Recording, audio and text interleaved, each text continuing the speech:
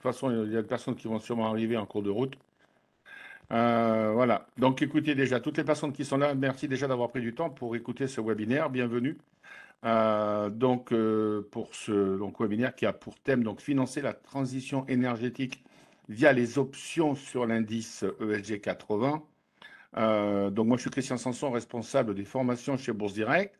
Je serai simplement l'intermédiaire aujourd'hui entre vous, vos questions que vous allez poser via le chat et nos intervenants qui sont en partant de la gauche vers la droite, Romain Daubry, chargé des marchés dérivés et membre de la cellule info d'experts chez Bourse Direct, Bonjour à Simon tous. Minatea, voilà, qui est directeur des produits indiciels chez Moody's, et Fabrice Ramouni, qui est responsable des indices chez Euronext.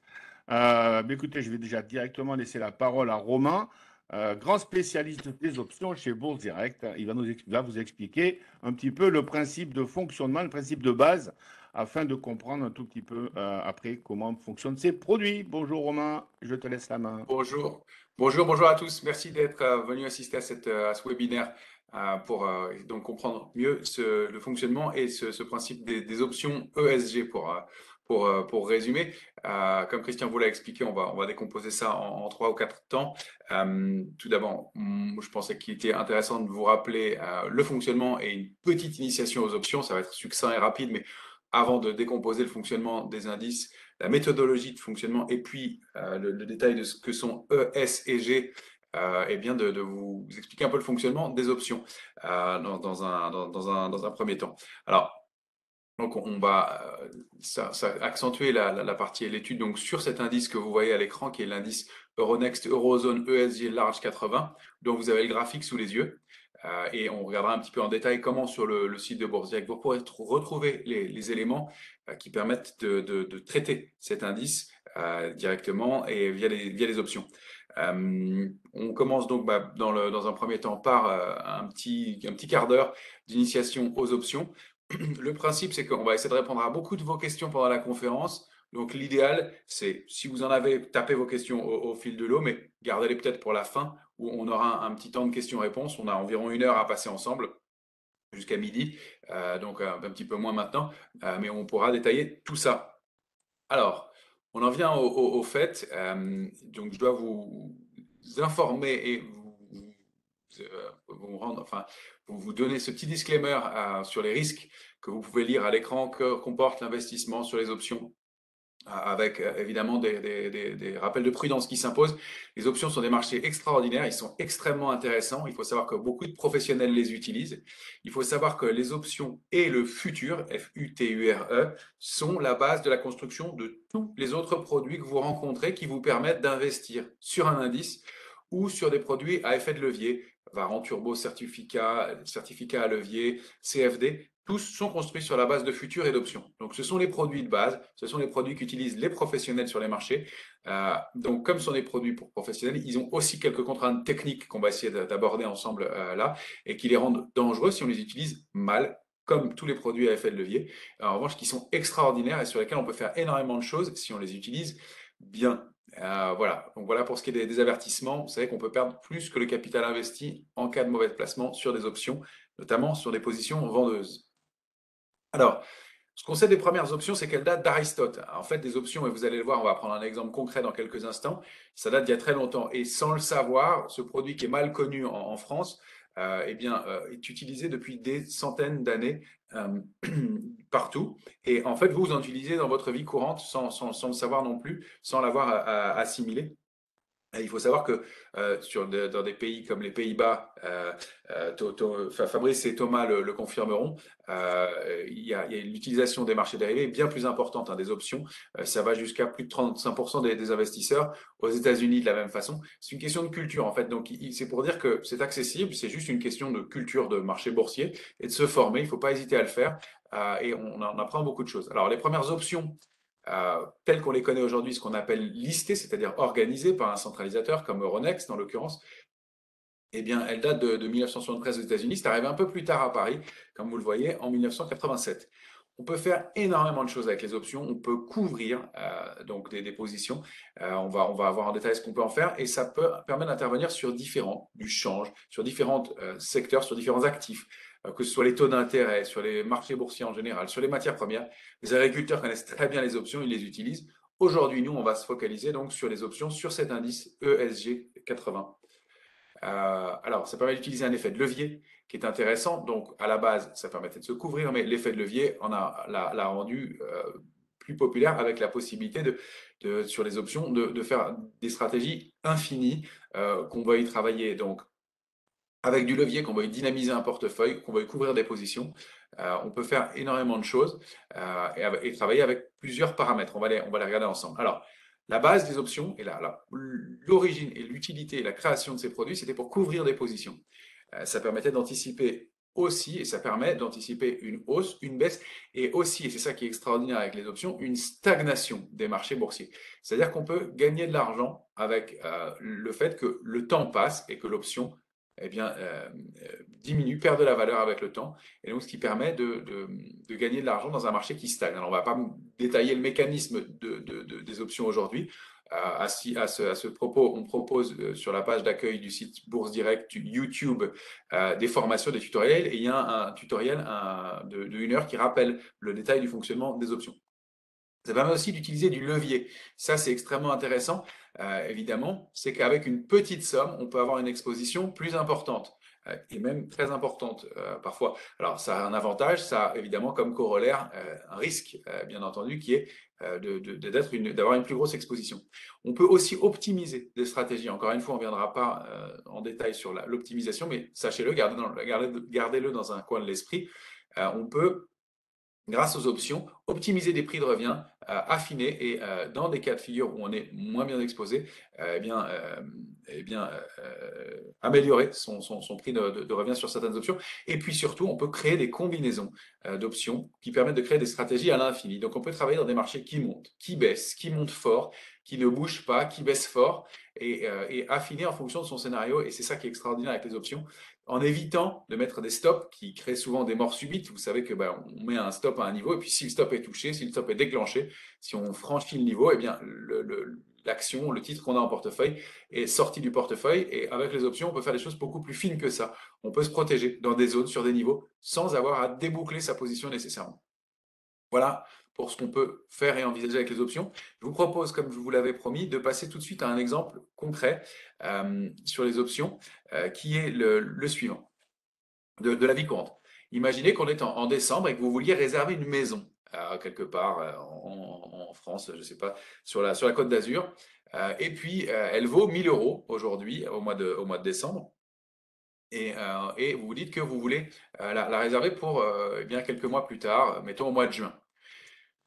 Entre décembre et juin, il peut se passer pas mal de choses. La météo peut évoluer, votre voisinage aussi. Et donc, vous voulez réserver le prix de cette maison au prix de 1 000 euros. Vous versez pour ça au vendeur de l'option une prime, mettons ce qu'on appelle la prime, le prix de l'option, qui est, mettons, de 10 euros, pour vous assurer qu'au mois de juin, la maison vaudra bien 1 000 euros et pas plus que vous pourrez vous en prendre possession au prix de 1 000 euros. Donc, le contrat est conclu et vous êtes certain, en moyennant le versement de cette prime, que quelle que soit l'évolution du prix des maisons sur la Côte d'Azur, eh bien, au mois de juin, elle vaudra 1 000 euros. Alors, on a 3 cas de figure. On arrive au mois de juin et les maisons valent toujours 1 000 euros. Le prix n'a pas changé. Votre location, votre achat, c'est peu importe, hein, location, achat, mais c'est pour comprendre la mécanique, elle vaut toujours 1 000 euros et vous avez versé 10 euros de prime, donc elle vous a coûté 1 000 plus 10 euros. Donc l'opération n'est pas très intéressante, mais vous êtes assuré du prix. Vous perdez le montant de la prime, mais au moins, vous vous assurez que vous n'avez pas payé plus cher. L'évolution autre possible, c'est que eh bien, le prix des maisons s'effondre parce qu'on apprend qu'il va y avoir un climat horrible et que la saison va être mauvaise et qu'il y a je sais pas, des tempêtes pardon, je trouve pas le mot, mais beaucoup de pluie. Et donc, le prix des maisons s'effondre, plus personne ne veut venir dans la région.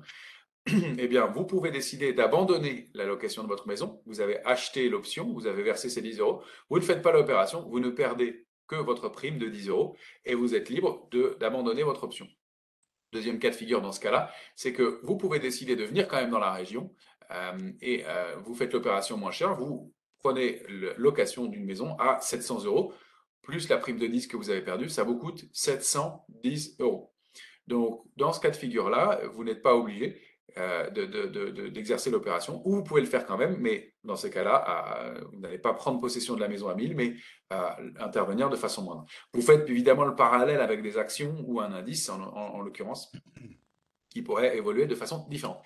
Et puis le troisième cas de figure, c'est que, on apprend que sur la Côte d'Azur, il y a plein de people qui vont venir pendant l'été et que vous avez loué dans un endroit une région qui est hyper cotée et le prix des maisons flambe et passe à 1500 euros. Dans ce cas-là, vous pouvez décider de dire, ah, moi je suis ravi d'avoir des paparazzis et des voisins célèbres autour de moi, et donc d'exercer votre option.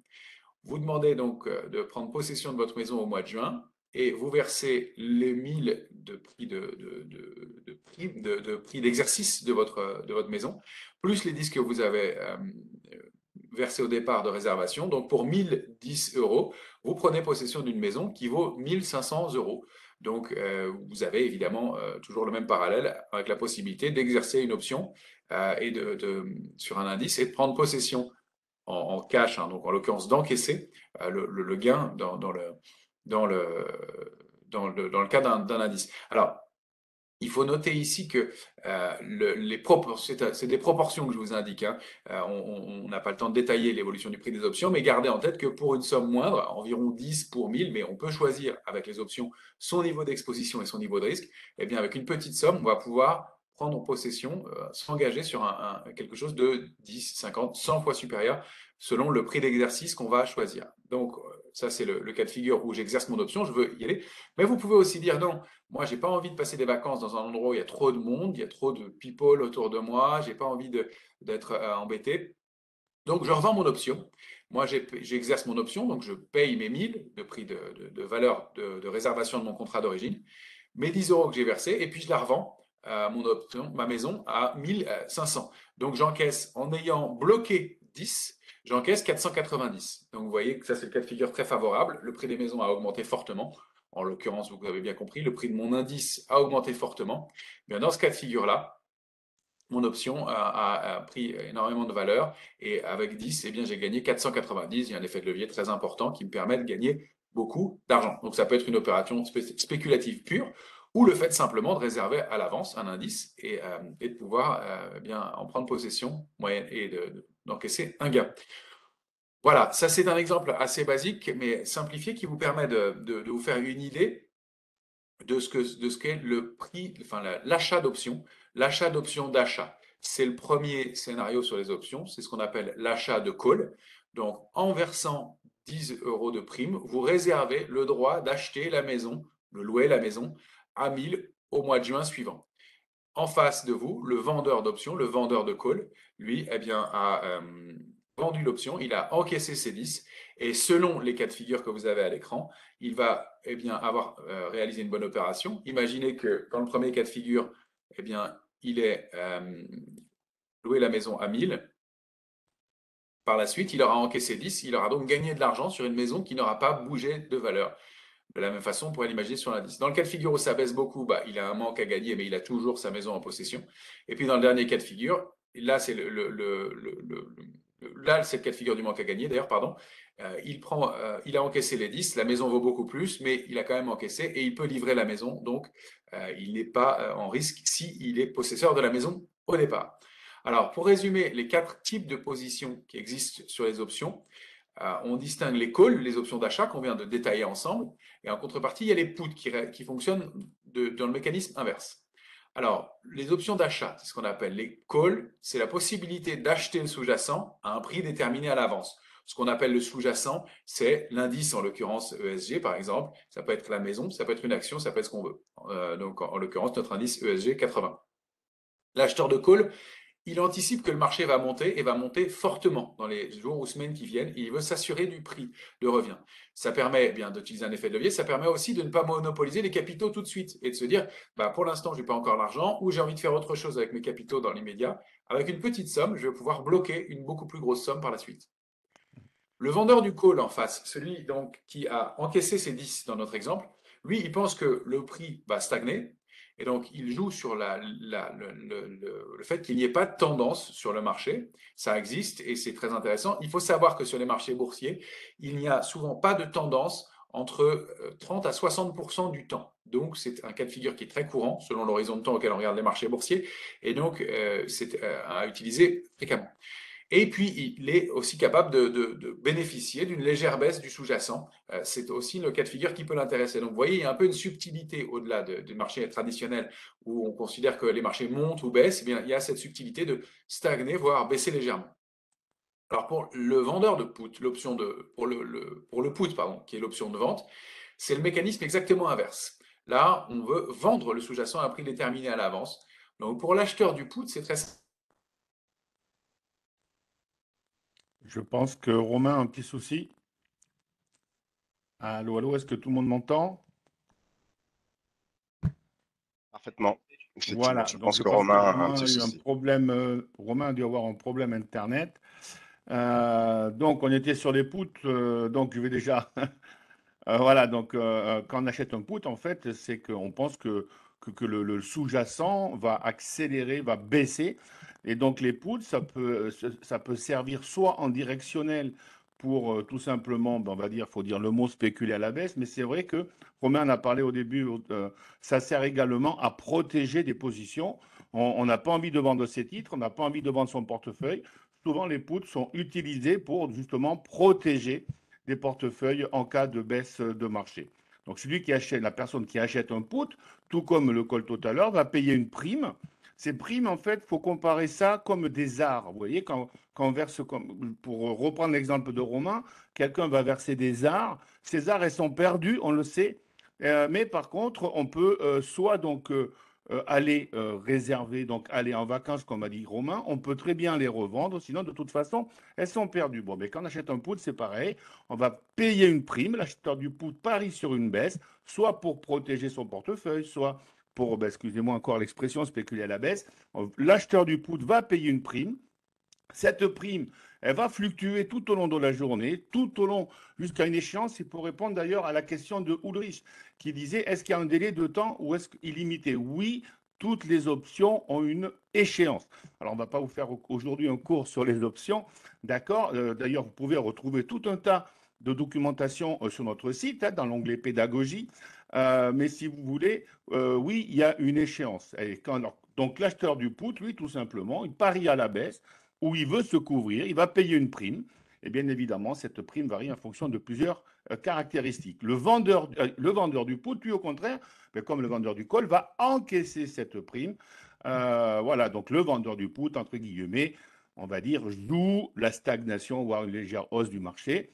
Voilà, donc les quatre stratégies de base, c'est achat de call, c'est forte accélération du marché à la hausse. Vente de call, c'est plutôt stagnation, voire légère baisse. Achat de put, c'est accélération du marché à la baisse. Et vente de put, c'est plutôt stagnation, voire légère hausse du marché. L'acheteur paye une prime, le vendeur encaisse la prime. Je vois que Romain est revenu. Euh, Par contre, je ne t'entends pas. Alors attends. Romain, je Là, ne... tu dois m'entendre. Oui, là on t'entend de OK. nouveau. Voilà. Pardon. Voilà, c'est Pardon pas pour le grave. De petit toute micmac. façon, Merci, Christian. j'ai continué un tout petit peu au niveau des quatre stratégies. Est-ce que tu as quelque chose à rajouter ou on passe directement la main à Simon pour qu'il nous explique un petit peu ces fameux critères ESG? Alors, j'avance juste un peu sur la structure du marché et puis je D'accord, passe la main à Simon ensuite, si ça vous va. Comme parfait. ça, les auditeurs comprennent bien le fonctionnement du marché. Il faut savoir que pour les options, le critère intéressant, c'est qu'il y a des intermédiaires qui accèdent à un marché via Euronext, qui listent les produits. Et face à eux, chaque intermédiaire et chaque intervenant du marché transmet et enregistre les transactions sont transmises et enregistrées auprès d'une chambre de compensation qui est indépendante et qui permet d'enregistrer les transactions. Donc ça fait qu'il y a un contrôle et un suivi entre les intermédiaires qui interviennent sur le marché, différents courtiers, les acheteurs ou les vendeurs, des animateurs de marché, donc qu'on appelle un market makers, qui sont là pour créer des prix et afficher des prix, et Euronext qui liste et qui crée les produits. Donc, ça crée une organisation qui est liquide et dans laquelle il y a des prix, il y a différents intervenants, et ça assure de la liquidité des produits et puis du bon enregistrement et de la bonne la sûreté, la fiabilité pardon, des différentes opérations et des différentes transactions entre tous les intermédiaires. Voilà. Alors, juste un rappel aussi sur les horaires de fonctionnement. Les options sont ouvertes tous les jours comme les marchés actions, de 9h01 à 17h30 tous les jours de bourse.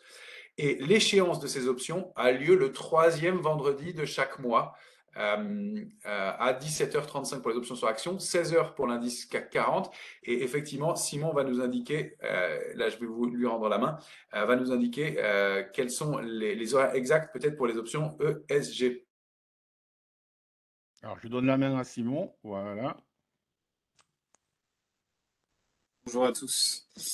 Je vais partager l'écran.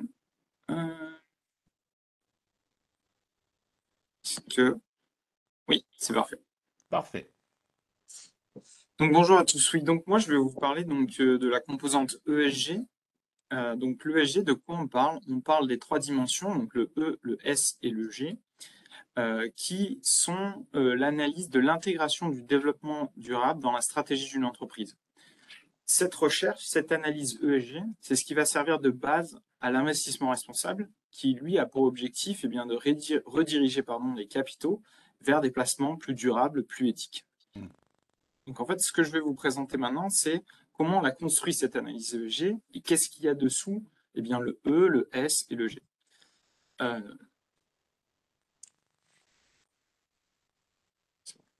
Oui. Alors, ce que vous voyez à l'écran, c'est ce qu'on appelle le framework ou la grille d'analyse. Donc, c'est en anglais, mais ne vous inquiétez pas, je vais traduire un peu ce qu'il y a dessous. En préambule, je peux peut-être expliquer d'où provient cette recherche et comment elle est produite. Aujourd'hui, il y a plusieurs providers de données ESG. Donc, moi, je travaille pour l'une de ces entreprises, donc, qui est Moody's ESG Solutions. Et on a donc aujourd'hui des analystes spécialisés en ESG. Comme on a des analystes de crédit, Moody's ESG a environ 300 analystes spécialisés dans l'ESG qui produisent la recherche. Voilà. Et donc, comment ça se déroule? Ils utilisent d'abord cette grille d'analyse. Qu'est-ce qu'on trouve dans cette grille d'analyse? Donc, les trois piliers. Sous le pilier environnemental, qu'est-ce qu'on va voir comme sujet? Qu'est-ce qu'on va un peu regarder? On va regarder des sujets comme la protection de la biodiversité, la consommation d'énergie. Qu'est-ce qu'on va trouver encore? Le sujet des transports, par exemple. Mais également, ce qui sera orienté sur les produits. Est-ce que le produit en sortie est plutôt un produit vert, par exemple, de l'entreprise? Ce type de sujet, on va le retrouver sous le pilier environnement. Sous le pilier social, on va trouver des sujets, évidemment, comme les sujets de discrimination et de diversité, comment l'entreprise gère ces sujets-là. Des sujets de management des carrières, de formation, mais aussi, encore une fois, l'aspect toujours important tourné vers les parties prenantes externes à l'entreprise, c'est-à-dire là, par exemple, les clients utilisateurs des services et produits de l'entreprise, pour vérifier, par exemple, clarité de l'information sur les produits, transparence quant au risque peut-être à l'utilisation d'un produit particulier. Ce type de sujet, donc, on va le retrouver sous le pilier social. Sous le pilier gouvernance, on va avoir des sujets qui touchent donc à la gouvernance de l'entreprise. Par exemple, le conseil d'administration. Et là, on va se poser des questions. OK, le conseil d'administration est-il composé d'administrateurs indépendants? Est-ce que dans ce conseil d'administration, on débat des sujets ESG? Est-ce que, par exemple, il y a une part de la rémunération des dirigeants qui peut être liée à l'atteinte des objectifs ESG? Tout ce type de questions, on va le regarder dans le pilier gouvernance. Donc ça, c'est pour les sujets qu'on va regarder sous ces piliers-là. Donc vous voyez, il y a il y a 38 sujets d'analyse. Maintenant, ce que je vais vous décrire, c'est un petit peu comment on fait pour analyser ça, puisque comment les analystes analysent la biodiversité. Ça veut dire quoi? Comment une entreprise se positionne sur la biodiversité. C'est là où on va rentrer un peu plus dans le détail. Donc ces 38 critères, ces 38 sujets que je vous ai présentés avant, très important, d'abord, ils vont être sectorialisés. Parce qu'il est facile en fait de comprendre que lorsque on regarde une entreprise, mettons une banque ou une entreprise du BTP, elle n'a pas le même impact sur le sujet, par exemple, de la biodiversité. Une entreprise qui construit des chantiers, c'est pas le même effet qu'une banque. En revanche, par exemple, pour une banque, les produits qui sont en sortie, les produits financiers, ça va être assez important pour elle. On va bien regarder ce sujet-là et donc plus le pondérer. Donc, il y a une pondération qui va se faire des différents sujets avant d'attaquer l'analyse. Une fois qu'on a cette grille qui est pondérée en fonction des secteurs, on a nos analystes qui vont donc rentrer en jeu et analyser chaque sujet sous 3 angles. Le premier, leadership, c'est ce qu'on appelle la stratégie, la politique de l'entreprise sur un sujet. On prend l'énergie. Quelle est la politique de l'entreprise en matière d'énergie? Mais on va regarder, est-ce que c'est une politique générale ou est-ce qu'on a des objectifs chiffrés? Est-ce qu'ils sont en ligne aussi avec, par exemple, les accords de Paris? Qu'en est-il de la concurrence? Est-ce qu'on a des objectifs qui sont plutôt ambitieux ou pas? Le portage de la politique, très important. Est-ce que c'est une politique qui est développée dans un bureau à part? Ou est-ce que c'est un sujet qui est porté à l'attention du conseil d'administration, par exemple? Tout ça, ça va nous permettre de déjà avoir une note sur la stratégie, l'ambition de l'entreprise sur ce sujet-là. Ensuite vient la partie implementation, donc qui sont les moyens mis en œuvre pour l'entreprise pour répondre à ce sujet. Pour reprendre l'exemple de l'énergie, encore une fois, moderniser une usine, par exemple, mieux maîtriser sa consommation d'énergie. Il peut y avoir aussi des mesures comme favoriser le télétravail ou le covoiturage. Voilà. Toutes ces mesures-là, on va regarder par rapport à ce que fait le marché, par rapport à ce qui se fait dans le secteur, et évaluer les mesures qui sont mises en place. Important aussi, on parle souvent d'entreprises cotées, très grandes, multinationales. Donc c'est important de regarder aussi où ces mesures sont déployées. Vous pouvez avoir des mesures qui sont très bien, mais déployées qu'au siège. C'est important de voir si elles sont déployées sur l'ensemble des bureaux ou des entités de l'entreprise. Ça, on va le prendre en compte aussi. Enfin, un dernier pilier, résultat. Donc là, assez simple. Là, on va regarder la performance des indicateurs bruts du sujet. Pour l'énergie, par exemple, l'empreinte carbone ou la consommation électrique. Pour des sujets plutôt sociaux, la part de femmes dans les fonctions exécutives. Tout ce genre de sujets. Important, on ne regarde jamais un indicateur à un instant T. Ce n'est pas très intéressant de regarder une carbon footprint à un instant T. Ce qu'on va regarder, c'est une tendance. Est-ce qu'on a une tendance à la baisse, à la hausse? Est-ce que c'est linéaire sur 5 ans, 3 ans?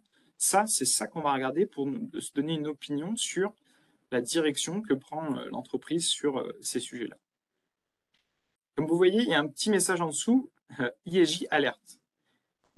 Qu'est-ce que ça veut dire? C'est parce que sur ce pilier résultat, en plus d'indicateurs quantitatifs, il y a une autre couche qualitative qui est très importante, j'y reviendrai un peu après pourquoi, qui est liée à la vision aussi qu'ont des parties prenantes, et notamment sur les aspects des controverses. Donc là, les controverses, ça peut avoir un impact positif ou négatif sur une entreprise. Donc ça, c'est pris en compte aussi dans la partie résultats. Voilà comment on structure les 3 blocs. Donc, on va noter chacun des blocs, ce qui va nous permettre d'avoir une note de 0 sur 100 sur chacun des 38 sujets qu'on a vus précédemment. Ensuite, on va avoir donc une simple somme pondérée de tous ces critères-là pour arriver à un score sur 100 global de l'entreprise. Ça, c'est les grandes lignes de la construction d'un score ESG. Je pourrais rentrer plus dans le détail si vous avez des questions ensuite sur comment on interagit avec les entreprises. Il faut savoir que nos analystes entrent en contact avec toutes les entreprises qu'on note. On n'est pas uniquement sur du data mining, on est sur un vrai échange avec les entreprises. Ça permet aussi à nos experts de se tenir au courant des tendances de marché sur des nouvelles technologies, des choses comme ça. Et également à l'entreprise de nous apporter peut-être des précisions sur un rapport annuel ou des choses qu'elle aurait pu faire dans les domaines évoqués. Donc il y a un vrai échange qui se fait avec les entreprises et qui nous permet d'obtenir une qualité d'analyse assez importante. Et les entreprises, elles jouent bien le jeu, elles ne sont pas réticentes à donner quelques informations, notamment pour la consommation de carbone, enfin, je sais pas, ou l'énergie, ou les salaires, ou je sais pas, ou surtout au niveau gouvernance ou social, elles sont pas réticentes? Oui. Alors, il y a déjà une bonne partie des informations qui sont obligatoires sur la régulation. Par exemple, sur les empreintes carbone, on est obligé, à partir d'une certaine taille d'entreprise, de divulguer les empreintes carbone. Pareil pour ce qui est les rapports sociaux. Je dirais que ça va être particulièrement vrai en France, pour les entreprises françaises où la régulation est importante, en Europe aussi. Après, si on passe sur des entreprises un peu plus peut-être du reste du monde ou nord-américaines, par exemple, effectivement, il peut y avoir des sensibilités particulières sur des sujets de reporting, vous l'avez dit, des sujets sociaux. Pas la même vision sur comment reporter des indicateurs sociaux, etc. Donc là, on peut noter des différences. En France et en Europe, on est assez transparent. Le taux d'information est assez bon. Et étant donné en plus que l'Europe est assez pionnier sur le sujet de ESG, on a des entreprises qui sont assez avancées et qui reportent pas mal sur ces sujets. D'accord. Donc, voilà pour le score ESG et comment on le construit. Avant de passer quand même la main à Fabrice qui vous expliquera comment on utilise cette donnée, je voulais vous dire 2 mots sur finalement à quoi ça sert aussi pour l'entreprise. On se mettra tous d'accord ici, je pense, pour dire que pour les employés, pour la planète et les parties prenantes, avoir une entreprise qui a une démarche de développement durable, c'est quand même mieux pour tout le monde. Ça, je pense. Surtout de nos jours. Surtout de nos jours. Mais ce qui est important de comprendre, c'est qu'aujourd'hui, les sujets ESG, c'est vraiment aussi un enjeu de management des risques pour l'entreprise. On peut parler de risques légaux.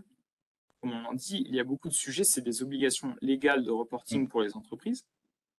Donc, il faut qu'elles s'alignent sur ça. En Europe, ça pousse beaucoup sur la réglementation ESG. Les enjeux opérationnels, là, pareil, on peut avoir des problèmes de coûts, donc ça peut être des gains, mais ça peut être aussi des coûts importants. Quand aujourd'hui, vous alimentez vos usines en achetant beaucoup d'énergie fossile, les énergies fossiles aujourd'hui, pas forcément plus accessibles. Donc, il y a un risque opérationnel. Il y a un risque aussi humain. Et là, je ne veux pas seulement parler de risque d'atteinte à la personne physique dans un accident du travail ou quoi que ce soit. Non, je veux parler aussi de capital humain. Ça, c'est un sujet qui est très important pour les entreprises, où on sait sur certains secteurs, les secteurs sont dynamiques, c'est un vrai enjeu de rétention de talent. Donc, la construction d'avoir des programmes de formation, une vision de carrière pour ses employés, c'est très important. La transparence sur les systèmes de rémunération, tous ces enjeux-là vont vraiment compter dans la rétention de talent, qui est un enjeu clé pour les entreprises d'aujourd'hui.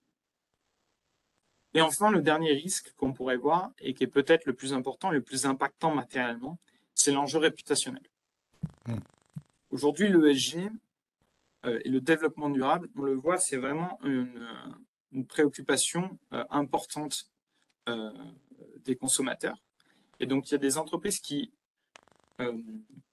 mettent en avant cela, et à raison, de se positionner comme des leaders sur le marché de l'ESG. Ça peut être vraiment une opportunité. Aujourd'hui, c'est des facteurs qui sont pris en compte par les consommateurs, de voir si l'entreprise auquel j'achète mes produits ou mes services est une entreprise plutôt éthique, plutôt responsable.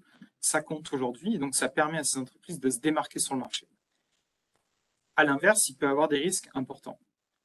On pourrait aborder, par exemple, les controverses qu'il y a eu sur Volkswagen il y a quelques années, ou plus récemment sur Orpea.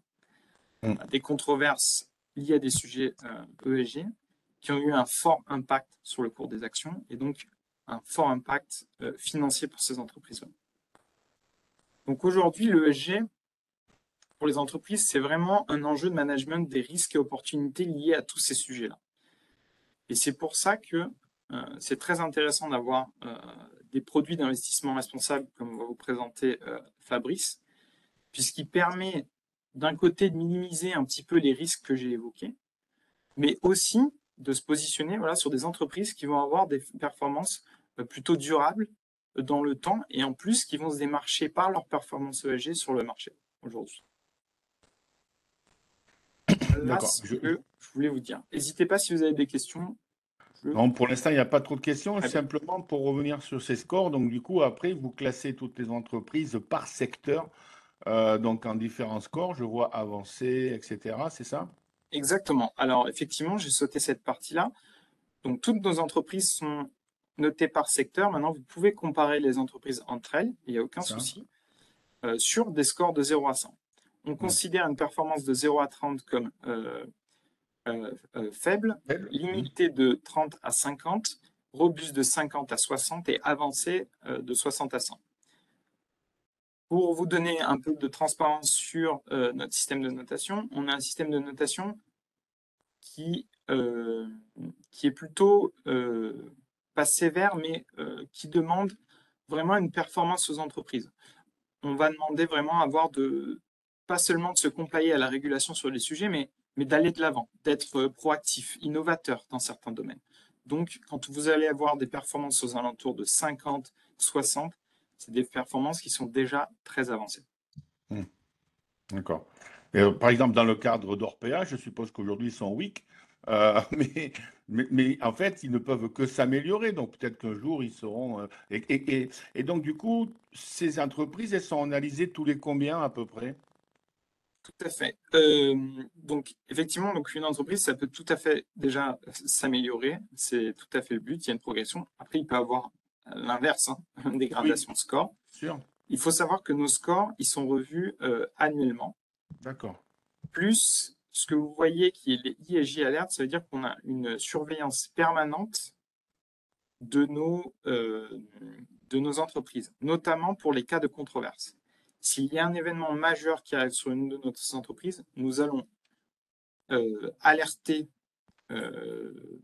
les utilisateurs de nos scores par une alerte et qui va indiquer s'il y a une dégradation ou une augmentation du score. Donc elles sont monitorées au quotidien et sont revues annuellement sur tous les sujets. Hmm. Alors, j'ai une petite question de Loïc. C'est vrai, parce qu'en fait, les sociétés, elles sont notées par plusieurs organismes pour leur ESG. Mhm. Voilà, et donc, selon l'organisme le plus souple, le score sera mis en avant par la société. Donc, comment faire voilà, qui choisir, hein, c'est quoi au niveau pas du sérieux, comment ça se passe? Alors, là, je pense que la question elle serait pas mal à être répondue finalement par Fabrice, avec qui nous travaillons beaucoup, qui nous a choisi par exemple pour être provider de données sur le 80. Ce que je voudrais mettre en avant, c'est vraiment une question de qualité chez nous. Comme je l'ai dit, on ne fait pas de pure data mining. Bien sûr, on extrait des données euh, avec des systèmes, mais il y a une vraie revue d'analystes. Nos analystes sont des experts sectoriels. Donc, sur le secteur de l'énergie, vous avez des profils d'analystes ESG qui viennent de ces secteurs-là. Et donc, il y a une vraie analyse du secteur. Et donc, l'enjeu, c'est vraiment de produire la qualité une qualité maximale sur l'information qu'on va fournir au marché.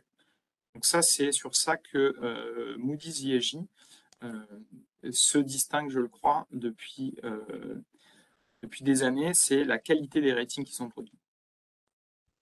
Voilà, Loïc, vous avez la réponse.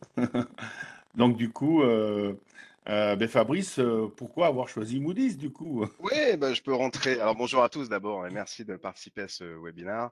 Donc je suis Fabrice, effectivement, je m'occupe avec mon équipe, nous nous occupons du développement de la franchise Indice chez Euronext. Alors ça veut dire quoi concrètement?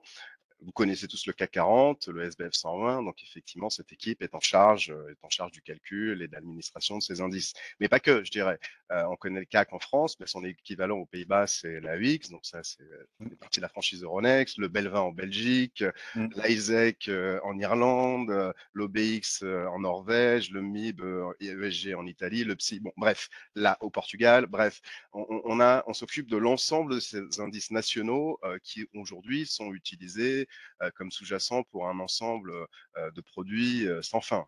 les Mm. ETF, les varants, les options, les futurs, etc. Et les produits Certificat, structurés, les certificats, voilà. les turbos. En l'espèce, la finance est très, très, très créative et c'est très bien parce que finalement, chaque produit vise à finalement à utiliser ce sous-jacent dans un profil de performance adapté Mm. au client. Donc, on a besoin de toute cette typologie de produits. Et les options, d'ailleurs, comme vous l'expliquiez juste avant, sont des outils assez puissants aussi pour un certain type d'investisseurs. Mais je parlais d'indices nationaux, mais pas que. On a aussi des indices européens et le SG 80 est justement a cette ambition effectivement aussi d'offrir un benchmark pour pouvoir investir, pour que l'investisseur ait un outil d'investissement visant à se caler sur la performance des marchés en Europe dans leur ensemble. Donc, comment il a été construit, cet ESG 80? Je dirais dans une approche collaborative. Et je n'oublie pas votre question, Christian. J'y répondrai juste après sur le choix, parce que c'est une très bonne question. Cet indice, il a été construit dans une approche collaborative avec l'ensemble de nos clients. Les émetteurs de produits, comme donc ceux qui émettent des ETF, les utilisateurs de futurs, de varants, les brokers, les associations d'investisseurs particuliers, bref, un écosystème assez représentatif. Et de toutes ces discussions sont sortis quelques grands principes qui nous ont bien aidés dans la construction de la méthodologie que je vais couvrir juste après. Le premier grand principe ou la première grande réponse, ça a été de dire oui, il y a besoin aujourd'hui d'un indice ESG. Pourquoi parce que finalement, quand vous y réfléchissez, on est tous un peu plus ou moins des experts sur le sujet. Pour autant, il est très dur à un niveau, au niveau pour un particulier et pour moi-même, hein, quand je regarde, de savoir si finalement L'Oréal est plus vertueux en matière de ESG qu'un LVMH, lui-même plus vertueux qu'un Swiss Re, etc. Donc, c'est loin d'être évident, parce qu'on l'a vu là, Simon parlait de 38 critères. S'il fallait s'amuser à regarder à notre niveau chacune de ces valeurs, rentrer dans le détail des métriques, etc., je crois que c'est juste impossible. Et donc, finalement, l'indice, parce qu'il vise à être composé des valeurs les plus vertueuses sur le sujet et au sein de leur secteur, eh bien, est un exemple, est une vitrine de ce que justement on pourrait appeler aujourd'hui, encore une fois, un portefeuille composé des valeurs les plus vertueuses dans la matière. Et, et oui, alors pour revenir à cette très bonne question, quand on a construit cet indice sur ce premier principe, on s'est dit d'accord, il y a besoin d'un indice, donc maintenant il faut partir avec un fournisseur de données puissant qui est une couverture globale. Et pour nous, alors il y a plusieurs facteurs dans le choix du partenaire, mais pour nous, il y a deux points importants. C'est un, la capacité de cet acteur à bien dialoguer avec l'entreprise elle-même aussi. Parce que c'est s'appuyer que sur des rapports annuels, regarder des chiffres, etc. Mais ça ne peut pas remplacer aussi, ou ça doit être complémenté par une discussion, essayer de comprendre la stratégie, la challenger un peu offline, on va dire, mais voilà, avoir une discussion assez en profondeur. Et Vigeo Eiris, Moody's interagit beaucoup avec les entreprises, donc ça c'est pour nous un gage de qualité. Pourquoi? Parce que plus la note va refléter la réalité de la situation, plus on considère que la note va permettre d'anticiper des problèmes en matière de ESG. Vous avez parlé d'Orpea, mais parce que effectivement, et on est là en tant qu'investisseur, je crois, tous dans ce webinaire-là. Investir dans les entreprises ESG, je voudrais pas rentrer là dans des considérations de conviction personnelle, c'est bien pour la planète, etc. Mais c'est aussi maintenant, comme l'a bien expliqué Simon, un élément de risque, de rendement risque. On est là pour aussi investir, faire les bons choix. Et une entreprise finalement qui n'aurait pas implémenté dans ses processus de fabrication, je ne sais pas moi, le risque de pollution, qui se retrouve à polluer tout un lac, tout ça se matérialise par des amendes, par des problèmes. Et donc naturellement, on l'a vu avec l'exemple d'Orpea, par une baisse de cours significative. Donc encore une fois, le choix du partenaire, le dialogue, et finalement, si ce dialogue est fort, est bien inscrit, eh bien, il va permettre justement, grâce à ce score, eh bien, d'anticiper tous ces risques qui, au final, seraient détrimentaux pour la performance de l'indice. Ça, c'est le premier principe qui nous est revenu. partez avec un acteur qui sait faire, qui a le savoir-faire et créez un indice. Le deuxième élément, j'ai beaucoup parlé de risque et de rendement, mais je voudrais encore insister là-dessus parce qu'on est là en tant qu'investisseur. L'idée, quand on a construit cet indice, les idées qui nous sont montées, c'est faites des choses simples. Faites des choses simples, compréhensibles et assumées. Simple, ça veut dire quoi? Ça veut dire qu'effectivement, euh, les grands indices qui sont un peu successful aujourd'hui dans le marché, c'est le CAC 40, l'Eurostock 50, le S&P. Et quand on regarde ces indices, qu'est-ce qu'ils ont en commun? Ils ont une méthodologie qui est très, très, très simple, très directe. Et ça, c'est important parce que finalement, la complexité ne permet pas forcément la diffusion auprès des investisseurs. Il y a une non-compréhension, c'est pas vraiment dans quoi on investit. Et donc, ça devient. Donc, la simplicité a été un moteur dans la construction de cet indice. Ensuite, un indice compréhensible. Là, je voudrais aussi insister parce que effectivement, un score ESG, et je l'expliquerai juste après dans la méthodologie, mais ça mélange beaucoup de choses. On l'a vu, il y a 38 facteurs. Il y a 38 facteurs, il y a de la gouvernance, il y a du social, il y a du climat, il y a de la gestion des déchets, etc. Et l'histoire n'est pas forcément toujours intelligible. Et c'est quand même important quand on investit notre argent de savoir dans quoi on investit. Eh bien, là, je voudrais dire que un des grands points méthodologiques de cet indice, c'est de dire, bon, on va d'abord exclure, et j'y reviendrai juste après, mais les entreprises les moins vertueuses sur la partie sociale et gouvernance. Mais néanmoins, ensuite, on va aussi et surtout sélectionner les entreprises les plus vertueuses en matière de climat via le score de transition énergétique. Ce qui veut dire que l'ADN de l'indice, si vous investissez dans cet indice, vous investissez aussi et surtout dans les entreprises, encore une fois, qui contrôlent le mieux les risques climatiques. Et c'est important parce qu'à un moment, ça peut aussi être générateur de performance ou de contrôle des risques. Donc la simplicité, on nous a aussi remonté l'idée de, bon, il y a beaucoup d'indices qui se terminent par 50, donc composés de 50 valeurs. Non, aujourd'hui, ils prétendent euh, répliquer la performance de l'eurozone avec seulement 50 valeurs, c'est plus possible. Et donc c'est pour ça que nous sommes partis sur 80 valeurs, ce qui d'ailleurs permet de rester assez corrélé, et c'est important, avec l'univers mère qui est l'eurozone 300, donc lui-même composé de 300 valeurs. Et tout ça, encore une fois, dans une logique rendement-risque. C'est important de rester corrélé, de pas trop dévier, parce qu'on sait au final que c'est toujours assez difficile de battre un benchmark. Et donc, plus on est proche du benchmark, moins on prend de risques. Et puis enfin, on nous a donné un grand principe, et je m'arrêterai là, je vais ensuite rentrer très rapidement dans la méthodologie, mais un grand principe qui est, bon, surtout pas de greenwashing. Il n'y a rien de plus dommageable que de créer un indice qui ne serait pas dans une approche volontariste. Et donc, on a dans la méthodologie un socle d'exclusion. On exclut vraiment un nombre significatif de valeurs, on va le voir, qui nous permet à coup sûr d'avoir un portefeuille composé des valeurs, encore une fois, les plus vertueuses. Ça, c'est voilà, on n'a pas procédé par petites touches, non. On a essayé d'avoir une méthodologie simple, mais efficace en la matière. Donc, cette méthodologie, quelle est-elle? Eh bien, encore une fois, l'indice vise à être un benchmark pour la zone eurozone. Donc, on part des 300 plus grandes entreprises en termes de capitalisation boursière de la zone euro. Donc, l'univers mère, le gisement de sélection, c'est l'eurozone 300 valeurs. À ces 300 valeurs, on implique un premier filtre d'exclusion, c'est-à-dire qu'on enlève les entreprises, on va dire les moins vertueuses, pour utiliser un euphémisme, en matière sociale. Donc, on enlève les 20% ayant le score le plus faible en matière sociale. On exclut les entreprises, 20% des entreprises ayant le score le plus faible en matière de gouvernance. Deux gros socles d'exclusion assez assumés, encore une fois.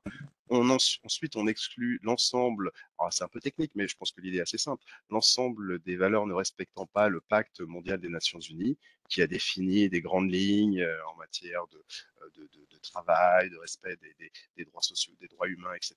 Donc voilà, là aussi, c'était un must pour nous dans la construction.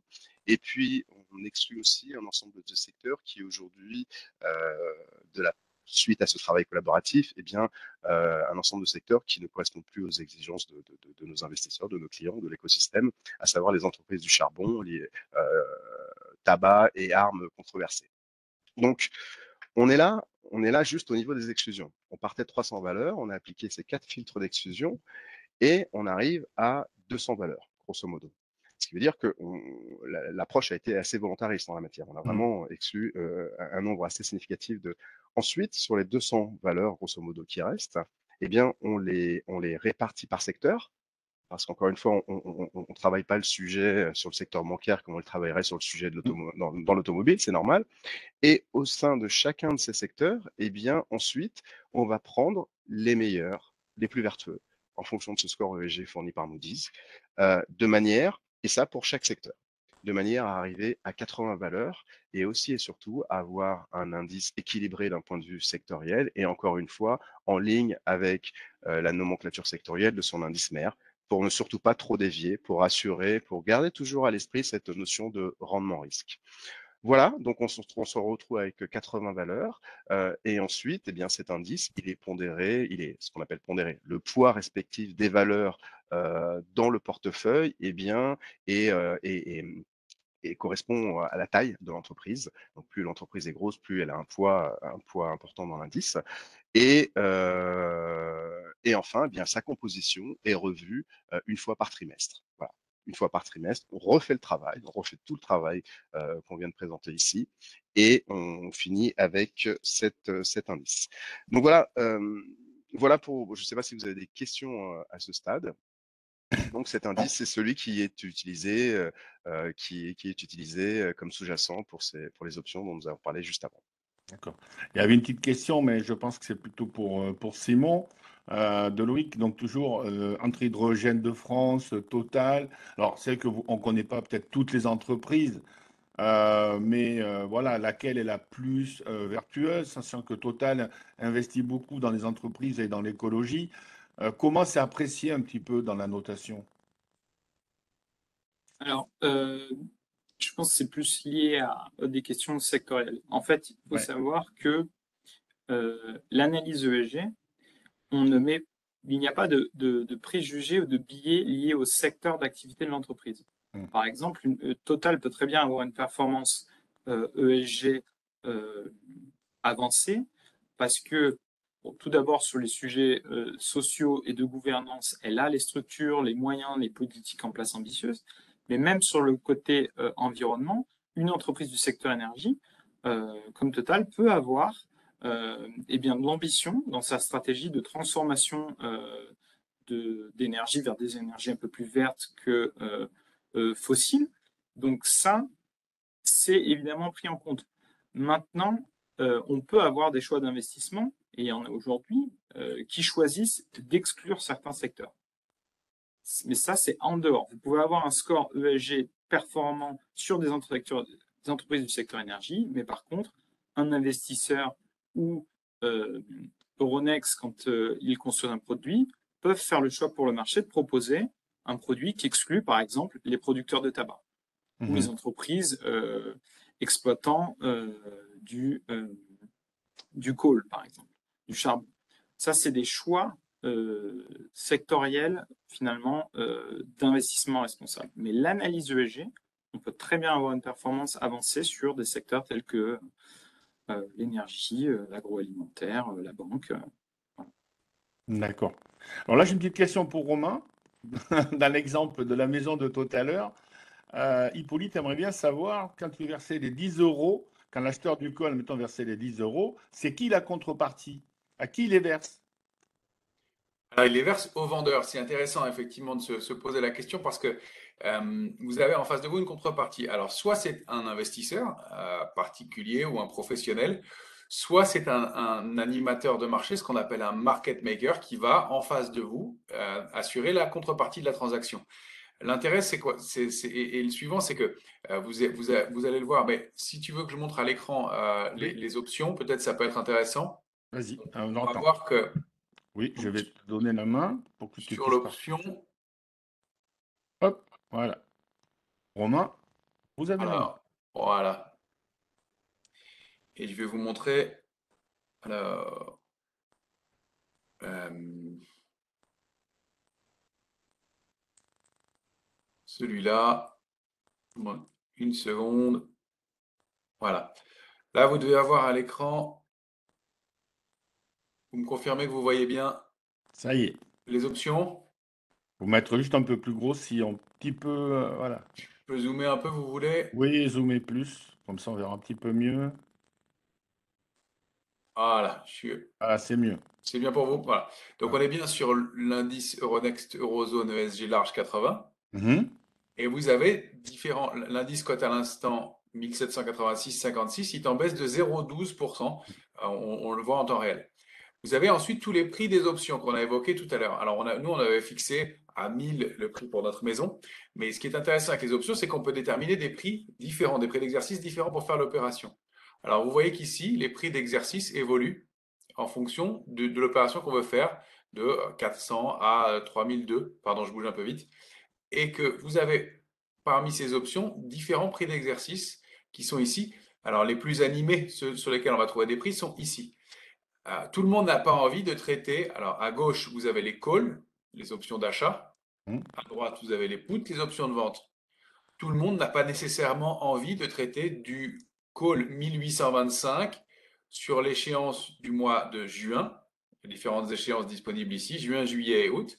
Et il faut que vous ayez en face de vous une contrepartie. C'est pour ça qu'il y a des animateurs de marché, des market makers qui sont là pour fournir des prix et fournir de la liquidité. Donc, pour répondre concrètement à la question, si je veux acheter du call 1800 d'échéance juin, eh bien, je vais avoir en face de moi 50 contrats disponibles tout de suite à 18 euros qui vont être offerts par un animateur de marché, un market maker. Après, rien ne m'empêche, moi, de me placer à 1900 au prix qui m'intéresse pour essayer de faire, de faire ma position face à un investisseur classique, un investisseur traditionnel, autre, ou un market maker qui va venir équilibrer la position en face de moi. Il faut comprendre que dans ce schéma d'animation de marché, quand l'animateur va traiter les options, il va lui, en contrepartie, prendre une position sur les actions correspondantes. Donc, ça va équilibrer sa position à lui, et lui, il n'a pas de sens. Il ne va pas travailler contre celui qui a pris la position. Lui, il va juste équilibrer et fournir la liquidité. Donc, son métier, sa rétribution, elle vient des écarts qu'il prend entre le prix auquel il fait l'opération et le prix auquel il va traiter les actions. Ça, c'est sa rémunération schématiquement, mais il ne va pas avoir pris une position en sens inverse. C'est ça qui fait qu'il y a un jeu qui est neutre en termes de prise de position. Si vous pensez que ça va monter, vous pouvez acheter un call. Si vous pensez qu'il va stagner, vous pouvez vendre un call, etc. Donc, d'intervenir dessus, vous avez en face de vous une contrepartie, soit un investisseur particulier, soit un market maker, un animateur de marché. Alors, Romain, juste pour être précis et pratique, imaginons qu'un investisseur achète un call à 1800 à 18 euros. Que va-t-il payer? Alors, il va payer le montant de la prime, 18 euros. Après, j'ai un doute sur les caractéristiques, mais peut-être que si Simon ou Fabrice vont pouvoir répondre à ce sujet-là. C'est la quotité, le nombre de contrats qu'on négocie. En fait, quand on achète un contrat, la quotité, elle est généralement de 10. J'espère que Je vous crois me qu'elle le est de 10. confirmez. Je crois que c'est européen. C'est Mais je européen, c'est 10. C'est-à-dire que quand j'achète un contrat à 18, je vais payer en réalité 180 et je vais être engagé donc sur un montant de 180 euros pour une position qui vaut 1008 en l'occurrence, plus des frais de courtage qui sont de 2,05%, minimum 10 euros, et des frais de marché qui sont symboliques, qui sont de quelques centimes selon les options. Mais donc, il faut compter 2% pour commencer sur les options. C'est un marché qui est relativement cher. Maintenant, avec l'utilisation de l'effet de levier, le pourcentage et le décalage en variation font que les frais sont assez vite gommés. D'accord. Et la personne qui aurait vendu un call, lui, il encaisse la prime. Exactement. Lui, il va encaisser ses 180. Donc, si l'indice stagne ou reste sous 1800, en l'occurrence, il est sous 1800, à 1785 à l'instant, eh bien, lui, il va pouvoir encaisser cette prime et encaisser ses 180 euros qu'il aura perçus en contrepartie de son engagement de livrer l'indice à plus de 1800, si l'indice monte à plus de 1800 au troisième vendredi du mois de juin. C'était pour répondre à Hippolyte. Voilà. Alors, est-ce qu'il y a d'autres questions? Que ce soit sur les critères ESG, que ce soit sur la façon dont est fait l'indice, que ce soit sur le principe de base, on va dire, des options. Avez-vous d'autres questions? Alors, je vous montre aussi éventuellement les composants de l'indice que vous avez à Hmm. l'écran, ici. Alors, j'ai peut-être trop zoomé.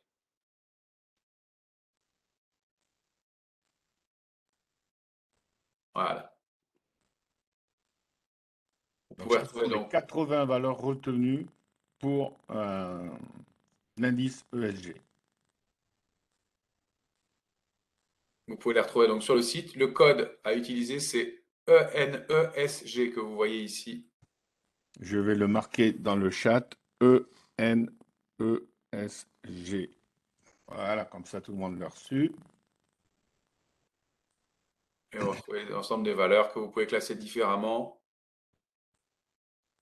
Vous pouvez les classer par performance dans la journée. On a ce qu'on appelle le market meter, avec en vert leur pourcentage de progression actuelle, en gris l'extrême de la journée, et puis en rouge le pourcentage de baisse actuelle, et en gris l'extrême de la journée. Donc ça permet d'avoir un coup d'œil rapide sur les valeurs individuellement. Ça, c'est un outil qui est pratique. Sinon, bien entendu, vous retrouvez l'indice sous forme graphique avec son évolution. Alors, pour les personnes qui sont clientes Bourse Direct, vous pouvez avoir aussi des renseignements sur les options. D'ailleurs, tu peux suivre, le faire en même temps que moi, si tu veux, Romain, dans Outils et services. Voilà, là, vous avez ce qu'on appelle le guide de formation à droite.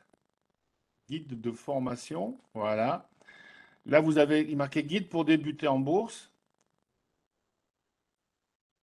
Voilà, et en descendant, il y a marqué tout en bas, connaître les produits. Et il y a initiation aux options. Voilà, les options en bref. Vous pouvez cliquer là-dessus. Il y a déjà tout un tas de lectures à faire sur les options. Voilà, pour comprendre un petit peu le mécanisme. Romain moi juste décrit un tout petit peu, et moi-même, les principes de base d'achat de call, vente de call, achat de put, vente de put. Il y a davantage de lecture et d'informations. Il y a un peu plus sur le site.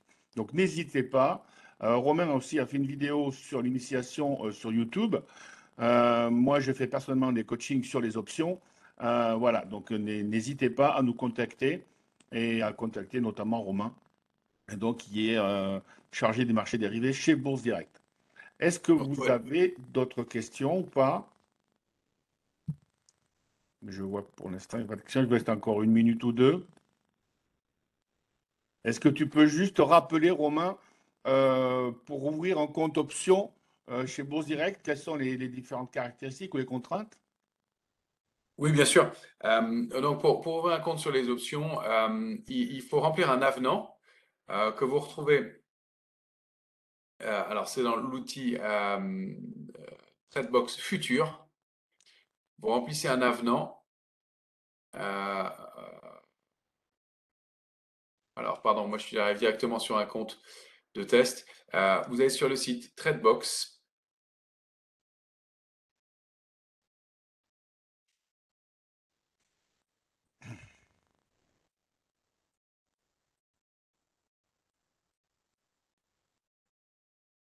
Tradebox Future.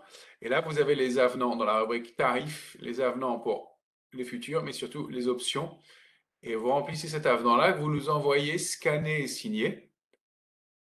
On fait un petit entretien téléphonique avec vous pour nous assurer que vous connaissez les caractéristiques techniques de ces produits, des options. Donc l'échéance, le troisième vendredi du mois, le prix d'un point, donc en l'occurrence 10 euros par point, et la mécanique des options. Si j'achète un call, je réserve le droit d'acheter. Si j'achète un put, je réserve le droit de vendre, etc. Et donc de connaître la mécanique pour pouvoir travailler en toute sécurité sur les éléments techniques de ces produits. Évidemment, on ne vous demande pas d'éléments stratégiques, mais de nous assurer que vous connaissez les éléments techniques. Et une fois que c'est fait, on valide votre accès et la loi nous impose de vous laisser un délai de 7 jours ouvrés de réflexion avant de pouvoir travailler sur ce produit et de pouvoir intervenir donc sur les options directement. Ensuite, vous avez toujours une équipe qui est disponible de 8h à 22h pour les options et le futur pour pouvoir répondre à vos questions techniques, pour pouvoir comprendre les fonctionnements, les mécanismes des différentes options et où les trouver sur nos sites notamment, sur le site de Bourse Direct par exemple, et de répondre à vos questions. Hein. Donc vous retrouvez tout sur le site de Bourse Direct dans la rubrique les options. Vous avez toutes les options. Parmi les options de type européen, il en existe deux, le CAC 40 et puis l'option Euronext, Eurozone ESG large avec tous les prix qui sont disponibles ici et les différentes échéances pour pouvoir traiter ensuite sur ces options. Alors, juste pour répondre à Émile, les options, c'est sur un compte titre ordinaire, hein, bien Exact. évidemment, pas de PEA. Et ça n'a rien à voir. Le PEA, c'est simplement un compte avec une enveloppe fiscale. Je vous invite à écouter le webinaire de la semaine prochaine sur les premiers pas en bourse que je ferai. Ça n'a rien à voir, hein.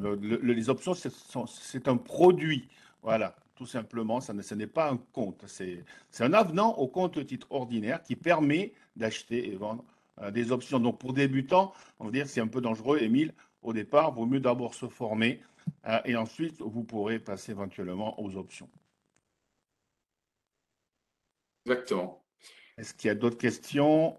Alors oui, je dis aux épées, il y aura le replay du live. Donc voilà, donc je vais l'envoyer au service marketing qui remettra ça en ligne peut-être dans la journée, on verra ça, mais il n'y a pas de problème. Est-ce qu'il y a d'autres questions? Non, apparemment c'est... Émile, il dit non, ok. Ok, donc apparemment, il n'y a plus de questions. Ben, écoutez, merci beaucoup d'avoir pris du temps pour écouter et vous former à ce nouvel indice et puis à peut-être ces nouveaux produits pour certains. Qui sont les options, c'est un monde, c'est vrai, un petit peu technique, mais tellement intéressant. On peut faire tout un tas de stratégies. C'est vrai, voilà. Et donc là, c'était donc le SG80. Merci Simon d'avoir expliqué un petit peu tous ces critères où les gens, c'est vrai, confondent un petit peu. On se mélange un petit peu les pinceaux dans ces normes ESG. Donc, merci de nous avoir éclairés. Merci Merci à vous. Fabrice. Voilà, merci Fabrice d'avoir expliqué un petit peu comment est créé l'indice, pourquoi il a été créé. Et puis voilà. Et puis merci Romain de nous avoir montré un petit peu comment chez Bourse Direct on peut investir sur l'indice ESG 80, donc via les options. Voilà, merci Merci à beaucoup. tout le monde. Et ben écoutez, je vous souhaite une excellente journée, puis peut-être à bientôt pour un nouvel indice. Merci. Au revoir. Merci, au revoir.